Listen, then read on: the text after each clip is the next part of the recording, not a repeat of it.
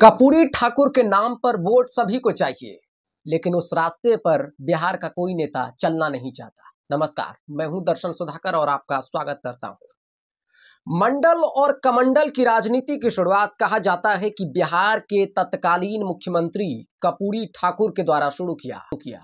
जब कर्पूरी ठाकुर की बात होती है तो पिछड़ों के मसीहा बनने की बिहार में होड़ लग जाती है।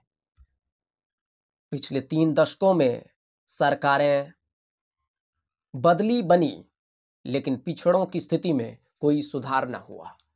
नेताओं के बड़े बड़े दावे होते हैं कि कर्पूरी ठाकुर के विचार को हम आगे बढ़ाते हैं, लेकिन धरातल पर जमीनी हकीकत कुछ और है।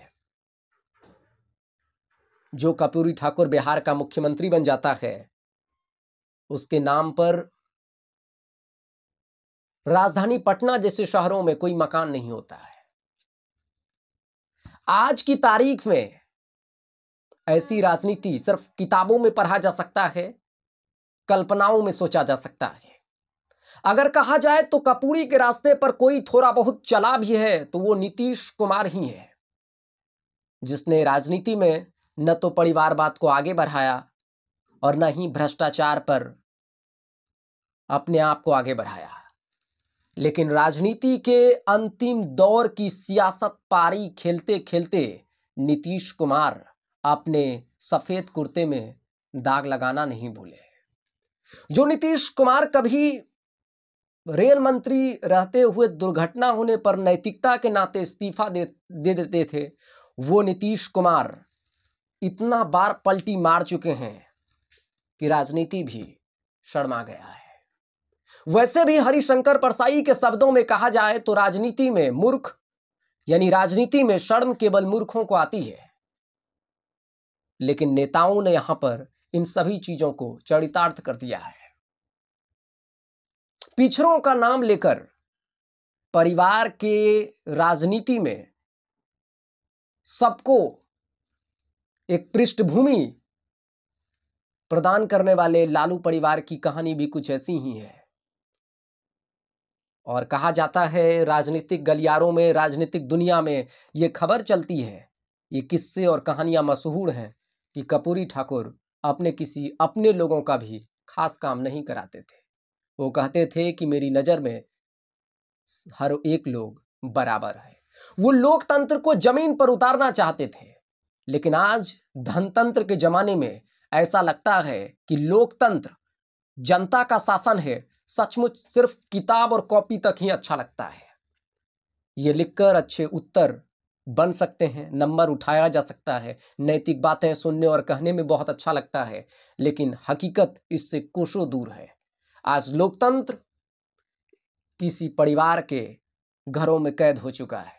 सिर्फ एक पार्टी की बात नहीं है, आए दिन समाचार पत्रों में भ्रष्टाचार, परिवारवाद और तमाम तरह की विसंगतियां लोकतंत्र में इस तरह से हावी है कि एक जनता सिर्फ इतना ही महसूस करता है कि वो लोकतंत्र के चुनाव में, पर्व में सिर्फ अपने हाथों में स्याही लगा दे, बस लोकतंत्र में अपनी जिम्मेदारी का पूरा निर्वहन कर देता है। ऐसा लगता है कि इस लोकतंत्र में एक जिम्मेदार नागरिक सिर्फ ठगने के लिए एक बार वोट करता है। चुनाव से पहले का गठबंधन चुनाव के बाद सरकार बना लेता है, और जिसके खिलाफ चुनाव लड़ता है फिर बदल हो जाता है। उस मतदाता को सोचिए, उस लोकतंत्र के जिम्मेदार लोगों को सोचिए, क्या हश्र होता है। क्या इस तरह की सियासत की कल्पना कर्पूरी ठाकुर ने किया था? क्या कर्पूरी ठाकुर के रास्ते पर आज के नेतागण चल रहे हैं?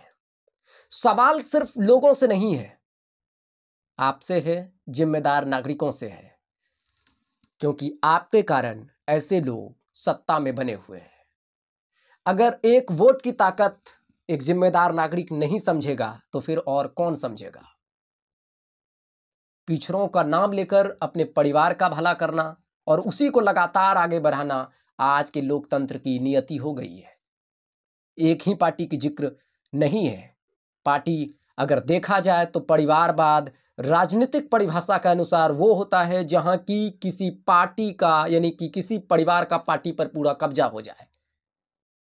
चाहे कांग्रेस की सरकार हो या फिर उसकी पार्टी हो, अगर देखा जाए तो प्रत्यक्ष या अप्रत्यक्ष रूप से गांधी परिवार का कब्जा है।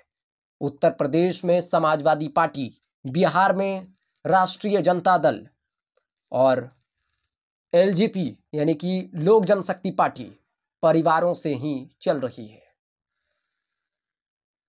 बहरहाल एक स्वस्थ और सशक्त लोकतंत्र में कर्पूरी ठाकुर को सम्मान तभी मिल पाएगा जब उसके विचारों को आगे बढ़ाते हुए लोग सियासत करेंगे। नहीं तो इस लोकतंत्र में जनता एक स्याही लगाने से ज्यादा अपना औकात नहीं रख पाएगी। सोचना आपको है, हमको है कि इस लोकतंत्र में हमको किस तरह से और कैसे आगे बढ़ना है।